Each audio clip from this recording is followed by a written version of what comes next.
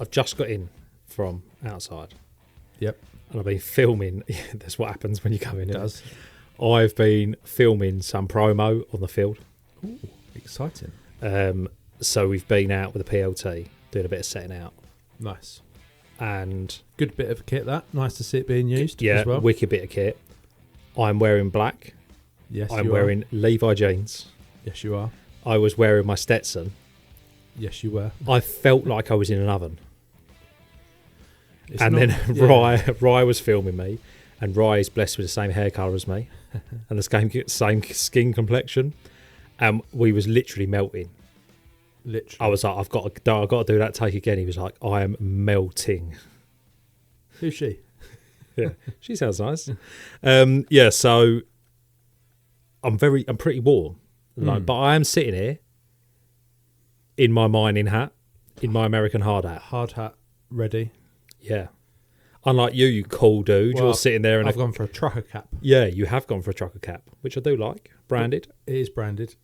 I think it's a little bit too small for my head. Or the sizing is. The hat looks all right. Yeah, yeah. No, it looks like a child's hat on your head. Yeah. Yeah. Is that age 3 to 5? A big face. Yeah, it's certainly been warm. No doubt about it today. And it's the sort of... it makes me think I should probably work in nights only. It's where I'm grateful to be office-based with work in aircon. With the aircon, yeah. But as we've seen... Still one of the best things we ever bought. Day one, people said, why are you putting aircon in the office? Well, it does heat as well in the winter. Yeah, you scrimp on that. I'm like, you've got to have your people comfortable. Yeah. So many things, so many people cut corners on stuff like that. Yes. And when I think about it, I think, why would you cut corners and stuff like that? You'd want your people to be comfortable, wouldn't you? Like when we're speccing a new vehicle, even if it's just a Ford Transit, something like that, in this day and age, you still get to pick aircon, aircon.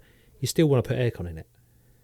Oh, absolutely. Still want your people to be comfortable, don't you? Yeah. And it'd be a nice drive, and then they kind of look after it more, and the whole notion of that. Although, one of my friends, I won't name the company it was at, but he worked for a landscaping and tree surgery company. And the boss would buy new trucks, everything. He'd always get no aircon. Because his reasoning was, I don't want the lads sitting in the car, in the vehicle for longer than they have to. Yeah. I'm old school. I'm a different. Yeah, I'm just different to that. Yeah. I want everyone. Oh, if you and feel I genuinely mean this. I want everyone to feel comfortable. Yeah. I want everyone to be comfortable. I want and we get it the other way, where we do all that for people, and people still take advantage and they take the mick, and then they don't do what they should be doing. But I'm not going to change the way that I feel about how you should treat one human being from another, just because the majority of people are assholes. Fair. There's a clip there, isn't there? Yeah, maybe. So today's episode. Oh, welcome to Hard Hat Chat, by the way. Oh, we're recording. Yeah, we've gone. We've gone straight in. I was just. I'm just talking to you. Yeah. Okay, but we're recording. But welcome to Hard Hat Chat. We're not talking about the weather this week, despite that intro. We are talking about... Best thing about hot weather, though, is iced coffee. Yeah, that is nice. I'm enjoying that as well. Mate. Another type of drink. Check out this segue. Yeah. Guinness. Yeah, Curt, I love your tedious links. That's what I'm saying. So, Guinness World Records. In particular, Guinness... Right, you want to know something... I didn't know we were talking about that today. Go on. But do you want to know something interesting about why it's Guinness World Records? Yes, I would like to know. There's something to do with this. Now, we might have to check it out, so you might look this up in the meantime as I'm explaining it. Go on. Guinness was struggling to sell their drink. And because they realised that people in the pub talk about random stuff, I'm not really a pub goer, but people who go to pubs generally talk about random things, random facts. Yeah. They come up with this Guinness World Records. Yeah. So people would talk about their drink in the notion of talking about the world record. In the pub. So, and then that sold more of their drinks. I've looked it up. Go on. You are correct. I know pointless stuff. So, I don't know how. I must have got that in a pub somewhere. Do you know who the managing director of Guinness was at the time? Oh. I'm not expecting you to. Sir Hugh Beaver. No, he sounds amazing. And this was early 50s. That was in the early 50s, yes. So we like marketing, like marketing also, genius, because why is it Guinness? Yeah. Yeah, and so things like that stick with me. So I knew roughly the story, didn't I? Yeah. Yeah, the first Any more edition, facts there? The first edition was distributed in pubs as a way to promote the Guinness brand. The initial idea was to provide a reference book that could settle common pub arguments about facts and figures. There we go. Isn't that interesting? I'm here all day. I mean, I've tapped out of that one, really. So that's... Peaked. And this is where it still pays off from. While Guinness World Records and the Guinness Brewery are no longer officially linked, the name remains a testament to its origins. Who owns Guinness? Oh, no idea. Probably Unilever or someone like that. Coca-Cola. Check it out. Who owns the brand? Do you know? I thought I knew, but I need you to remind me. Diageo. I wouldn't know. No, I didn't know at all. So I didn't realise we'd dive into that background. You didn't realise we were talking about Guinness World Records, and I didn't realise you knew so much. These things just... So I watch a lot of documentary TV. Yeah. Love it. And then I'm fascinated by like all these little short clips of all these branding experts. Yep. And kind of how things get to places. You know, not necessarily the dark side where people go like, oh, the McDonald's clown was actually like in the 1920s, he was a clown and he was like doing horrendous things to children. And 20 years later, McDonald's picked it up. Is that a thing? Yeah, but that's what people say. Oh, I don't know if that is a thing. I mean, that would be mad to use that as a marketing tool anyway.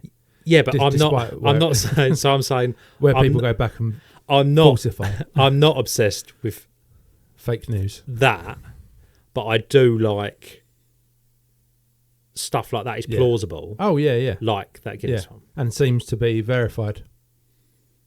Verified. So, harking back to the old Mythbusters episode. What was it? Busted. Yeah, it's not a myth. Yeah, it's not a myth. Yeah. Good. So what I would like to do then, do you think we should shed a bit of light on the fact that we've got Guinness World Record attempts? Or we hold an unofficial one? So I guess it's always been a dream of mine, and thus a dream of the company, to be world record holders. Yeah. So we've always looked at reasons why, like where we do stuff differently, where we're like that solutions-based company and we're doing things a bit differently. I'm always like, can we break records? Now, we always wanted to break a record, but when we realised the cost of challenging a record, it's not what Linford Christie used to tell you. No. If you want to be a record breaker, it's going to cost you $9,000. If you want to be the best, and if you want to beat the rest, what was the words?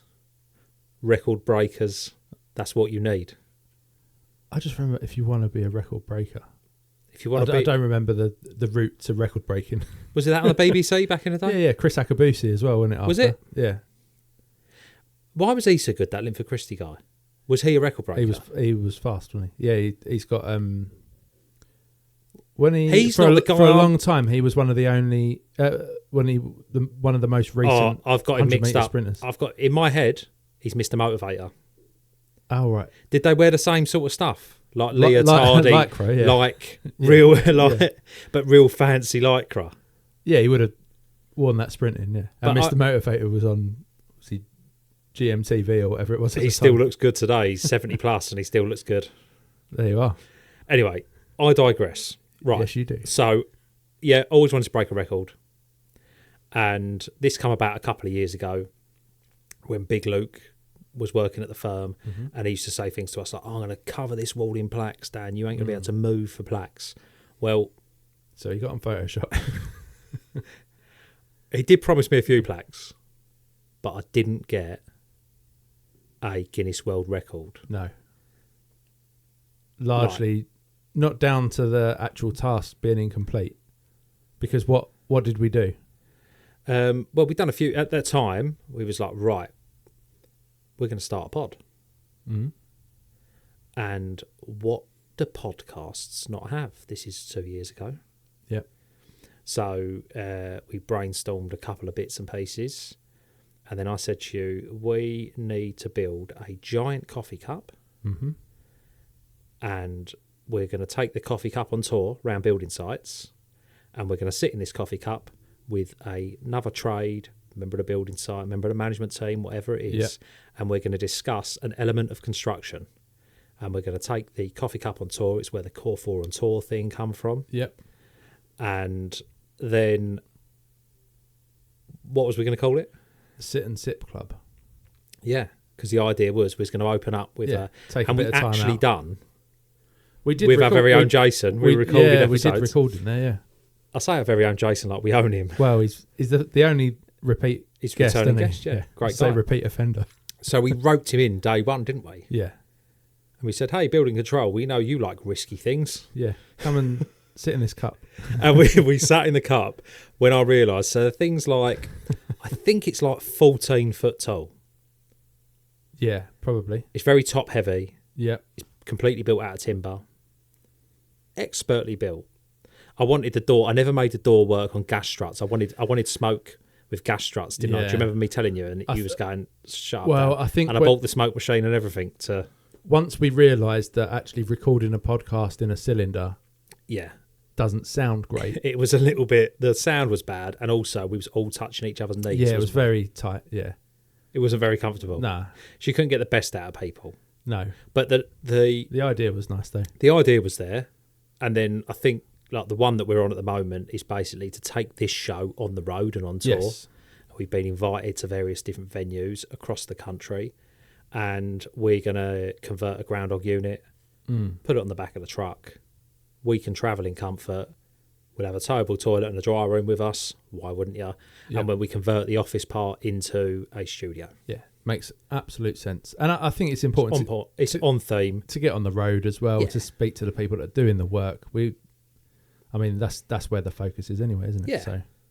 But we still like coffee, still like tea. Yeah. But we just thought we'd call it Hard Hat Chat. Yeah. And thanks to you. Well, yeah. You're the name guy. That was... But in amongst that, we actually did legitimately have the world's largest takeaway coffee cup. But it would have cost us $9,000 to get the plaque. So yes. We didn't. So we didn't get the plaque. But if anyone wants to chip in, we can get the plaque. We could, a little fundraiser. We could do that, couldn't we? We could say, like, it's Dan's... Is that allowed? Do we have to... Like, if we played really sad music and I went, hi, I'm Dan. I'm a little ginger guy from Rayleigh. Stop, it's getting weird. I know. And all I've ever wanted. It's a Guinness World Record. But we will get... But then at the same time, so the same time we was doing it, and we applied, didn't we? And then they sent back the quote. Yeah, yeah. And where we thought, doesn't like Linford Christie just jump out? Yeah, or you got to send... Who is it? Was it Mark from Guinness World Records used to pop up on... I don't know. A league of their own and stuff. But we just wanted that person just to basically knock on the door here. Measure it. And say, yes, you've got the world's largest takeaway coffee cup. So anyway, that lives now on the front of the site, doesn't it? It does. With a advertisement for a cafe on it. Yeah. So if anyone's driving through Eastwood, you may know it. And you can have a photo by it for nothing. You can't do many things in life for nothing. I know Dan. Yeah. Don't worry about it. To be fair, if you ring me and I'm here, I'll come out and have a photo with you. But that you will be charged for. Yes. So what I want to do then is just... But at the same time, what I was saying is we had the every man and his dog, because we were talking about it in the office, and Luke was getting he had to send out all the information, and we had to load the drawings. Do you remember he had to do like blueprints of it? Yeah, I liked those blueprints and send designs, it right. Actually. So everything like that got done. And at that time, we had an estimator here. He's now retired. Tone, great guy, good old scaffolder. Oh, what did he turn around and say? that he had a Guinness World Record. So he turned around and said, Yeah. yeah, I've got a Guinness World Record for the world's largest scaffolding. Yes. Yeah? Yeah. Right. Do you know what? That's one of the ones I've got, actually. Okay. So, go on. So I can't remember what the record was, but he said he had that. And then around about the same time, someone else come in and claimed to have the record Yeah. for the world's largest scaffolding. Yeah. And they were supplying us labour, weren't they? Do you remember? Yeah. It was... One of them had worked... So they had worked together at a point as well. They had worked together at a point. But he was claiming it for a different job at a different firm, I think, wasn't he? Yeah. So what does the actual record say? So the actual record and the one one that I'm talking about. The one that Tone's got. The tallest freestanding scaffold. This is direct Yep. from the Guinness World Records website. Yes. Belongs to SGB, Major Projects. And it was at the Eden Project down in Cornwall from December 99. What a project. And it was 192 foot tall, 58.5 metres. Took 15 people 3 months to build and contains 200,000 parts. That's big scaffold. That's a lump of scaffold. So I remember then we kind of got into the conversation about it, and at the time, Tony was telling me a few things about it, and it actually sunk into the clay. Yeah. Under its own weight. So the idea of the scaffold was that structure is probably classed as a geodesic dome. Yeah. So it's got node points on the hexagons. So basically, it needs the next hexagon, the one after it, to hold the first one Yeah, up. they're all supporting one another, essentially, Yeah, aren't they? but to build a dome, like a giant dome like that, you essentially need a temporary work structure. Yeah. And I can't remember how he said he got it out the ground. I think they used some sort of hydraulic jacks on it. I don't know. It doesn't say anything about it here. But I mean, it won't be part of the world record. no, but... That it started to go wrong. Well, no, to be honest with you, though, the largest scaffolding as well, it talks about the weight of it. The volume of it, was 195,000 metres cubed. I mean, that's lump. That's hard to...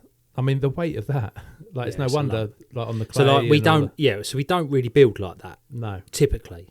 So when you're building that kind of structure, you've got to have that temporary works in. When you're building, you might be building a house and you might have a bird cage in an independent scaffold wrapped around the outside. Yeah, that's, we all accept that's how you build. But if you're building a skyscraper, if you're building the Burj Khalifa, you don't put a bit of scaffold on the thing. No. Because you build it as a slip form, like like the whole thing is going to move, and as you build it, it's going up the building. You've got cranes on it, different things. There'll be edge protection on that, but there's not like a traditional scaffold because it's just too heavy. Yeah, just too clumpy as a system. So this is interesting then. So that tallest freestanding scaffold, we've just spoken about, 58.5 metres. So what do you think the height of the tallest scaffolding, so not freestanding, the tallest scaffolding in the Guinness World Records? What height? Oh.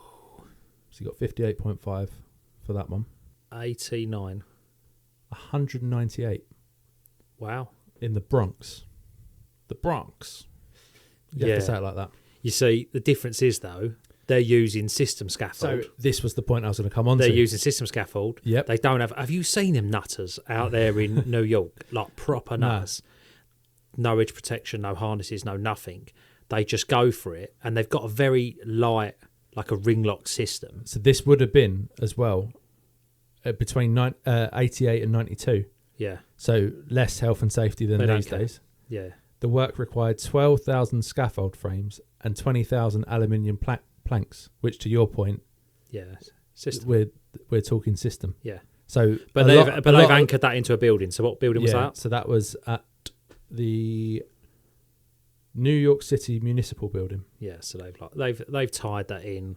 Yeah. It's a system. Oh yeah, no, it's still clever. Don't get me wrong. It's still a lot of false, but that is the world record. So the world record is still the Eden Project. Yep.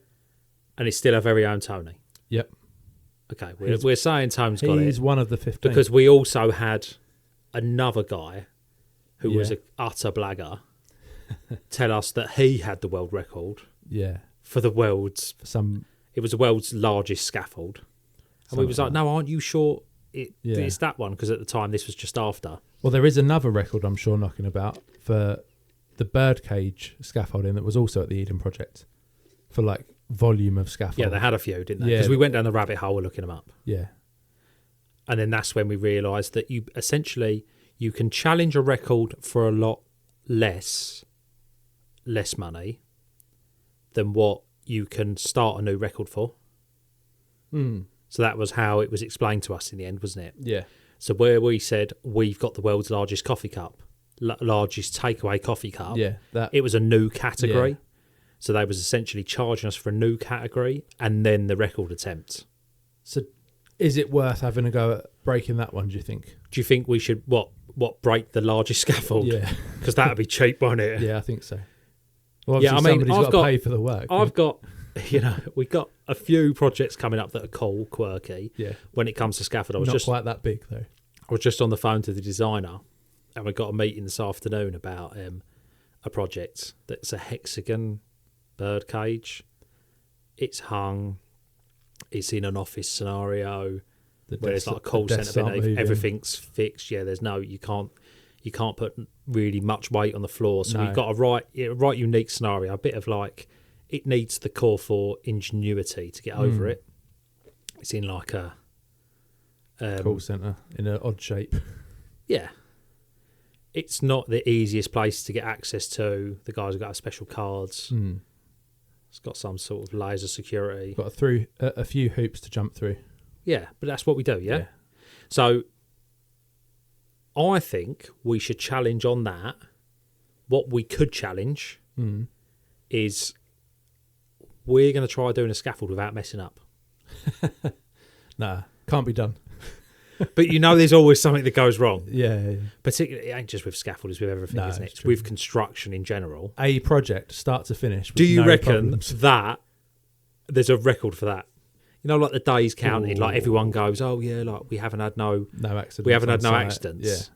Well, we go, we haven't Had a problem. had a problem. We haven't had a problem for 1.5 hours. Yeah. Because our phones have been off. Yeah. Because we're sitting in the podcast room with no signal. Right, time to take a break. Thank you all so much for listening. We really appreciate it. Now, we'll never ask you for anything. We'll never ask you for any money. We'll never ask you for any more time than you put into listening to us. But what we will ask you is just one thing, and it's not going to cost you a penny. Could you please tap that subscribe button, and if you like us, or even if you don't like us, leave us a little comment. We really enjoy reading them.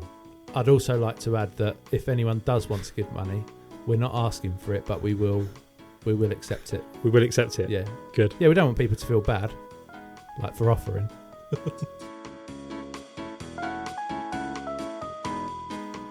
Well, maybe tallest scaffold isn't the one, but we've been doing a lot of concrete pours recently. We have. Yeah. So, what do you reckon the longest continuous concrete pour is? See, that's a tough one because I'm going to go with these huge infrastructure projects, probably stateside. Right. I'm going to say something like, when they build a dam, they mass pour lots and lots of concrete. Now, when you pour too much concrete too quickly, or when you pour too much concrete, the chemical reaction, it heats up, yeah? Right, yeah. So you have to keep it cold. So you'd have to take into account the fact of you'd have to have pipes with cold water pumped through them and all of that, right? So I'm going to go with like one of the dam projects, and I'm going to say the longest continuous pour. They just keep pouring, lorry after lorry, 24 hours a day. Lorry after lorry, yeah. 24 hours a day, 7 days a week. Yep. 6 months. Nah, a lot shorter. Not stateside either. No way. Yeah. Are these actual facts? Yeah, this is Guinness World Records. Oh, okay, go on. This is their website. So in Iran, and it was from 2018. Who's registering Guinness World Records in Iran? I don't know. 5 days, 4 hours, and 11 minutes. 5 days, 4 hours? Yeah. And it wasn't for anything as fancy as a dam either. No, I tell you what, I've definitely watched documentaries where they're pouring for longer than that. So, do you think it's a case of They haven't registered the record. Yeah, that's it. I've definitely seen them build New York skyscrapers, and they've got to do a continuous pour because they're on a slip form, and they're pouring for hours and hours and hours on end. I mean, yes, probably still not 6 months. I did go over the top. Yeah, but I mean, shift after shift after shift. I get it. You're telling me what is it? A car park in Tehran? An Iranian mall building. See a lakeside, blue water. So we're not going to challenge that, are we? We've not been doing that much concrete. No, I mean we've done a 9-hour one. 8 meters here. Oh yeah, that's true. Actually, we've done a 9-hour pour. That was intense. That wasn't. It was in a car park. Because it's yes, it was lots of different rafts. We had a boom pump. You have things like when you do long pours, you have to wash the pipeline out because you've got like C40s or C50 concretes, like really strong mixes, and they dry in the hoppers and they dry in the pipes. Goes off quick. So you've got to be really careful. So we was having to pause and like almost do like a clean up in between bay pours. Yeah. Because if you didn't get the new lorry on the back of your hopper quick enough, and it was your gear was gone off. That was quite a crucial element of the works as well, wasn't it, with that one? Yeah. All the levels had to be. Yeah, well, we done it inside a K-form system, didn't we? We had like a K-form system already set up, hunched in, and then a couple of layers of mesh, and we were just in the middle of that. It was only like a 200mm raft, but it was lots of them. Yeah. I learned a lot that day. Like 9 hours of continuously pouring concrete is too much concrete to pour. I hurt for a long time after that. Do you reckon it was the same guy there for 5 days? Well, they must have. You'd have tried to do that. They must have had a team. Oh yeah. And it depends, doesn't it? Because if you're pouring concrete into a huge form and you haven't really got to do nothing other than vibrate it, that's one thing.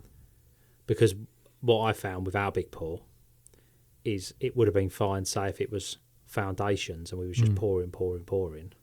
But where we was pouring rafts and we was trying to power float a finish on them, I nearly killed the whole team. But the client was happy. Client was over the moon, yeah. All's well that ends well. That's what it's all about. Right, so we're not going to challenge that one. Hopefully, we're going to challenge this one day. Go on. Largest construction manufacturer by sales. Who is it? Oh, largest construction manufacturer? Yeah. It's got to be one of the concrete boys. Okay. It's got to be... I'm going to lead you Is elsewhere. it not Lafarge? No. Someone like that. Go on. It's Caterpillar. USA. Ah, plant or Caterpillar equipment. Incorporated. It's on plant. Yep. Definitely on plant. And what is that because of their engines? Well, do you know what they're... you don't really get cats in this country. No, that's true. Not like... I like beautiful British stuff, don't I? So I love a JCB. Yeah, the JCB's the UK equivalent, isn't it? Yeah. They hold the record for the first... you know when they do the digger dancing and all of that? Yeah. They were the first ones to do that. What do you mean? Do I know when I do it? Well, I was with you when we saw it. We did see it. Yeah. When we took our kids Monster Jam and we was more interested what's the JCB one called? The excavator or something? No. JCB... With BKT tyres. Yeah. I don't know. It was good though. I can't remember what it's Very called. loud. Yeah, amazing, yeah. $35.3 billion of sales up to 2012. Wow. Big. Right. We're not going to challenge that one. Now, some of our construction projects do seem to go on a little while. So do you think we could challenge the oldest active construction project? Probably, but I need to get this out of my head. Go on. Diggertron. Oh, well done. And you can now get the toys, which you couldn't for 2 years. No, there was none about which them. I found amazing that JCB, who like all of our kids have all had like little JCB toys from like your corner shop to your Smith's Toys to wherever. Yeah. They would all have like a JCB, and then JCB couldn't get their own monster truck to the market. And now they have. Apparently in America. Nice. Okay. So from that to the oldest active construction project. What in the world? Yeah. Active. Is it the Dom Cathedral? Where's in Cologne. No, you're on the right track though. So it's the Sagrada Familia. Is it a cathedral or a church? But it's in Barcelona. Started by Gaudi Okay. in 1882 and due to finish in 2026. I mean, our clients moan at us. And look at that one. That's mad, isn't it? You know, we're all moaning about HS2. Yeah. The structure of the building is expected to be finished in 2026. Oh, and the project fully completed in the early 2030s. That is incredible. I mean, there must have been phases. Yeah. I must have gone, you know, you've got a building now. Well, so this here is interesting. It says Gaudi envisaged the construction of the Sagrada Familia. I'm probably saying that so wrong. As a centuries-long project akin to the great cathedrals of medieval Europe. Yeah. And he said, "My client is not in a hurry." That's what he's quoted. I wonder if we get away with that. Yeah. We need to work for some churches. The pace of construction has accelerated dramatically over the last few decades. Wow. Right. This is because of modern building methods. Yeah. It says that wooden scaffolding with workers and chisels, and hammers, have given way to tower cranes, computer models, and precise machine stonework. So there you are. That is cool. I've never been there, but I do like an old cathedral. I do like how much effort they put into it. I was listening to something the other day. It was probably the great Rory Sullivan. Oh, yeah. And he said something about an old painting, like an old Picasso or something like that, Yeah. would be worth a lot of money. Yeah. Yeah, because of what it is. Mm. But great architecture isn't valued the same. So you can move into a house in Belsize Park with lovely ornate stonework and nice brickwork and lead work on the slate on the roof and stuff like that. Nice architectural features, nice big sash windows. And it's not valued for its architectural value. It's valued because of where it's at. And if you took the same house and you put it in the north of England, Yeah. it's got the same features, the same craftsmanship and everything like that, but it's the values on the land. But is a Picasso valued because of how amazing it is, or just because it's a Picasso? Because if you look at a lot of... No, it's because it's a Picasso. Yeah. So but architecture's not done the same. We don't say about the great architects of the past because it's like subjective and they come and go. Yeah. So all these like... I get that, but like the Gaudi hotel in Barcelona would be worth a fortune more because it's Gaudi, or a Frank Gehry project. Yeah, but you're talking about them. You're talking about commercial buildings. I'm talking about homes. But if they did a house, like no one buys a. Yeah, I suppose. What I'm saying, you'll buy like Victorian craftsmanship and architecture for the same money. Yeah. You will that post-war. Yes. Cut corners. Didn't have the material. Didn't have the labour. Big boom time stuff. It's the same money. Yeah. And no one's putting a value on the architecture. No, but them things now, you try and recreate them. I get that. Oak newel posts in your house and all them things. The home builders of today, tradesmen today, can't do it. Intricate brickwork and joinery and yeah. Like I'm trying to get someone to do a lead ridge on my house. People don't do it anymore. No. Like lead roll and then like lead welding. People don't do it. It's interesting you bring your house up actually, because that was going to be the basis of my next Go on. Point. Am I trying to break a world record? The longest continuous house construction. I am on my 9th extension. Oh, that's good going. Yeah, I'm on my 9th extension. You're going to hit double figures, do you reckon? So I'll tell you how I had to go to appeal my last planning permission. Or like Clarkson? Yeah, Southend Council probably hate me more than they hate Jeremy Clarkson, if I'm honest. But they took it to appeal, and I have this thing up my sleeve that I do things to properties that I always think that, I leave them with some architectural merit. Again, I've just said about them kind of not really being valued. But in the eye of the planners, they like certain things. So I thought, how am I going to get this double story and this additional loft piece past the planners, sort of built on top of the garage and the side alley? So you didn't tell them? No, so I told him, and I created a Californian cantilever. Sounds fancy. And the Californian cantilever is basically a steel that runs through the back of the house, Yeah. and then down the side of the house, and it doesn't have a post down the alley. Yeah. And funnily enough, you would get it in like the hills of Hollywood, Yeah. where they would do this California. Yeah. And the planners were literally blown away by it because they'd never seen a previous 3-bed semi with this design on it. Was that the steel that was very difficult to get into place? Yeah, it was incredibly difficult to get in. It was the one the engineers told me and building control told me you would never get that into the back of this house. Yeah. And when they had a meeting about it, it was quite funny. Because the engineer had to call building control, and they had a meeting about it. And then the engineer messaged me. He said, "Oh, I think we're going to have to do this, that, and that." And I WhatsApped him the same time the photo of the steeling. He just couldn't believe it. That's nice. But that's just where there's a will, there's a way. I'm like Brunel built bridges like tunnels where people were telling him this is literally me working on a family home. It's really quite easy, really, isn't it? So how many years has that been? How many years have I been building for? Yeah, in that house. 14. Okay. Oh. Not continuously. No. So this continuous construction, Yes. not much longer, 38 years. Okay. Could get there. I don't think No, Mrs. C will be happy. Mrs. C won't have that. She do I get like 3-month windows where I can do stuff. So it's nothing for years. It's interesting the type of cantilever you mentioned because this is Winchester House in San Jose, California. There you go. So it was originally an 8-room farmhouse, and what is it now? It's got 13 bathrooms. Yeah. Wowzers. It's got more bathrooms than me. 52 skylights. Doesn't say how many bedrooms. 47 fireplaces. 10,000 windows.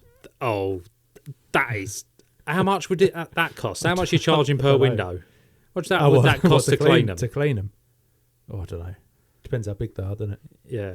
40 staircases. Oh, that's too big. And 2,000 doorways. That's too big for one house. And trap doors. And 3 elevators. Or lifts, as we say. They like an elevator there, don't they? Yeah. I mean, I've just gone a 5-bed because I've got 4 kids. Like, I've not gone to excess. Yeah. No, it's necessity. It's you like ain't necessity. got 10,000 windows. Yeah, no, I haven't got 10,000 windows, no. Not yet. No. And neither would I. But I do think I've always wanted to build a home. And I've always wanted to push the boundaries with the home that I build. And okay, some would argue that I've built that house, but that was more of a remodelling for me. Whereas to build a home from scratch, I want to build. I love living underground. Okay. So I want to live in like a bunker. I like the dark. I like it to be like that. Oh, whereas what's the guy that... Mrs. C loves the light, so I wanted to build like a half Hobbit house, basically. What's the guy that's done the... he's got the DeLorean under his driveway. Oh, yeah, Colin. Yeah. Colin Furs. Yeah. Great. I can imagine you doing that kind of thing. I would. My neighbours would hate me, wouldn't they? Yeah. But that is exactly the sort of project that I could do. Because you could live down there. I have thoroughly enjoyed doing everything on my own house. That's nice. Like the enjoyment that I used to get out of construction before the industry of construction ruins you. Yeah. You've got... It's a bit of a throwback. I would like to say there's nothing that I can't do. We just had a meeting this morning about building a huge canopy. Yeah.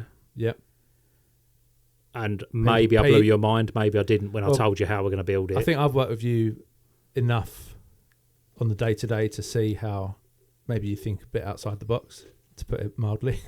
Yeah.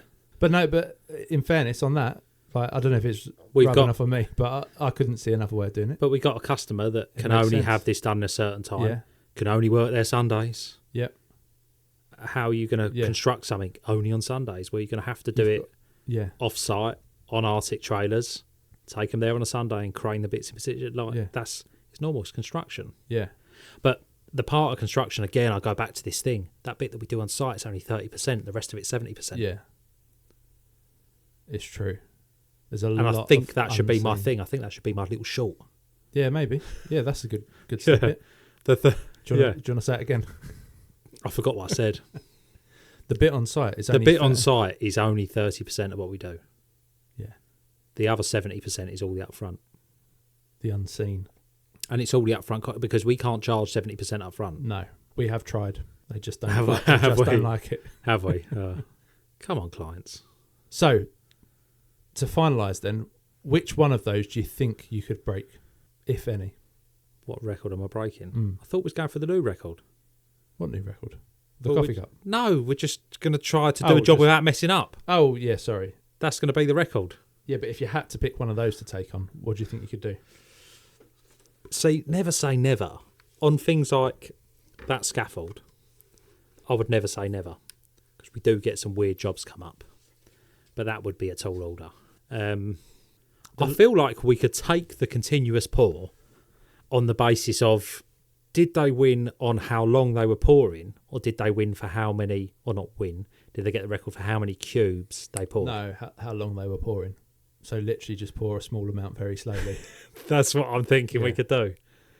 Yeah. That's what I'm thinking. We could have the world's longest pour. We'll do some research. I think, we might have to come back to you on it. But but what I was wondering is if we was, say we had foundations of, say, 100 odd homes. That's a long pour. That's true. That's a long pour. That could be our record, Curt. We'll try it. Why not? So do we have to have the guy here for like the whole 5 days or 6 days, whatever we're doing? Or do we just have to... So I'm just wondering if we've got to like feed him, water him. Yeah. Then it really adds up. Because they turn up in like a referee top, don't they? Or is that just on... Oh, I don't know. That just might be on TV. Okay. Yeah. Right. Do you want a little question then to finish? What is the average age of a construction worker in the UK today? Not massively linked to the episode, but I like the question. Okay. I'm going to say 47. I think it's older than my it should be. initial thing was going to be 45. So I'm going to stick with my gut. I know it's a little bit close to you. Well, let's hope it's not 46. We'll be stuffed if it's 46. We can have half each. Oh. I mean, should have guessed the outcome, really. Go on. 43. Winner! You win again. Winner! Isn't that an ABBA song? Chalk me up. You win again. I don't know ABBA. More of an Ozzy Osbourne fan myself. Oh, that's interesting, because I saw a guy from Oz once playing Dancing Queen on the Didgeridoo, and I thought, that's Aboriginal. He's here all day, ladies and gents. He's here all day. It's not very often that the opportunity to tell that joke presents itself. Right. So thanks for listening, everyone. It's been the usual Hard Hat Chat. We would like to say, obviously, the opinions, the facts, the figures are not necessarily the views of Hard Hat Chat, only from the individuals and the sources that they come from. In this case, Guinness World Records. They, to be fair, today largely are verified, I would say. They're verified by on the website today. On the Guinness World Record website. You've excelled yourself today. Some facts aren't always much verified. Better episode than those which will never get aired. Yeah. Sometimes they're just opinions. But no, thanks for listening, everybody. And join us again on Hard Hat Chat. Music out. I think that